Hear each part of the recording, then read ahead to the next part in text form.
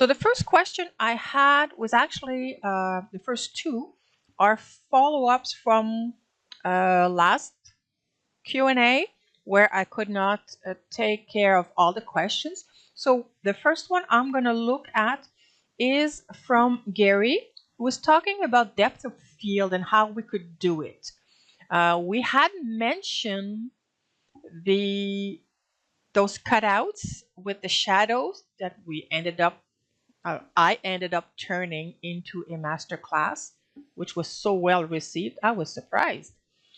But here is another example of how you can actually create a depth of field with your elements. And these are just using picture tubes from a 2023. I think it's only the ultimate version. I'm not sure if the regular version has all those added picture tubes, but that's about it. So the idea is simply that you'll have one area where it's going to be in focus in the regular size. And if you have something that is closer to you, it's going to be a little bit larger. So for this, as an example, I'm going to just create a blank image. And I'll load my picture tubes. Might take a little while since I had reinstalled. Okay, and let's go for the rocks. The rocks here. So I have the rocks. I can have a row of rocks. So this will be my layer that is in focus. I will add a new layer. That's very important because you can't manipulate your layers if they're not separate. So for another row of rocks that is going to be closer, I'm going to go a little bit higher and I'm going to go with a scale of 120. And I'll do more rocks. And I'll add another raster layer and let's go with 140.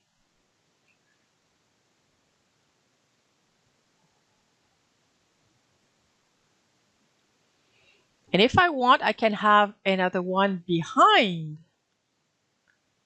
I can go and place that one behind, and instead of 100%, I can go to 80%, let's say. And it's gonna go, oops.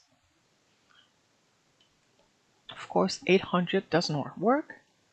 80. They're gonna be a little bit smaller. And I can go even smaller behind and go with 60%. It would be the same if I was to use buildings, mountains, trees, etc.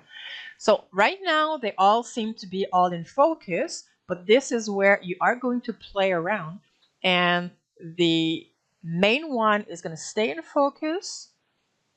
The one in front, I'm going to add some blur, so some Gaussian blur.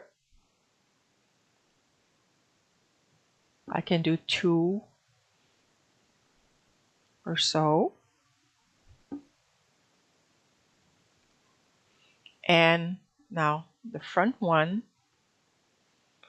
I'll have another blur, Gaussian blur.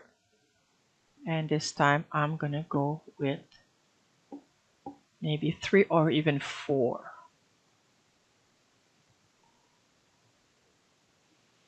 And then I have to repeat the same thing now in the back.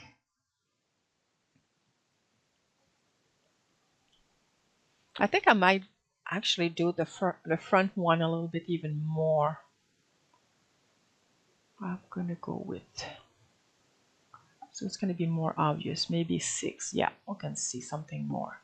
And then I'll repeat the same thing as I'm going further. So the one behind my focus, I'll go back to maybe a 2 or 3.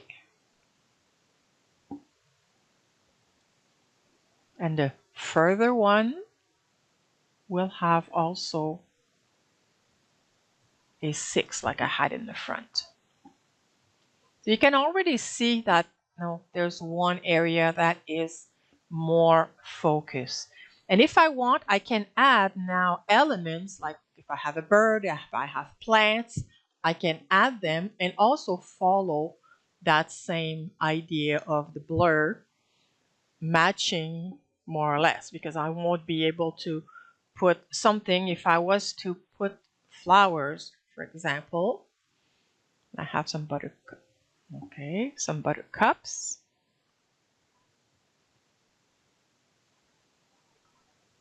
Here, if I add the buttercups, you can see how that would not match because that's too much in focus and the rocks here are not. But if I place them just behind or just before or just behind or in front of the one that is in focus, you can see that it does make sense. If I wanted to add some in the front, well, I would have to change again the scale because they are closer to me.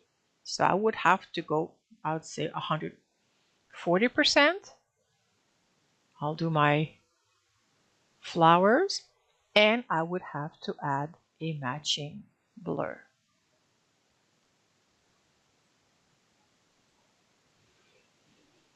So you can see that effect gives that depth of field.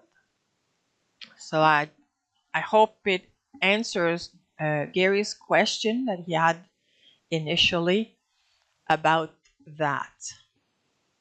So you can really play with blur and dimensions in order to create that depth of field. Hey there! I hope you found this information helpful. If you're curious to dive deeper and explore more about PaintShop Pro, we've got a wealth of resources waiting for you in our membership area.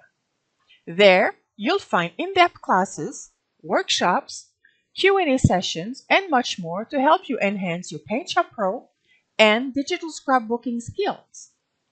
Feel free to check it out. The link is in the video description below. Thanks for watching and see you in the campus!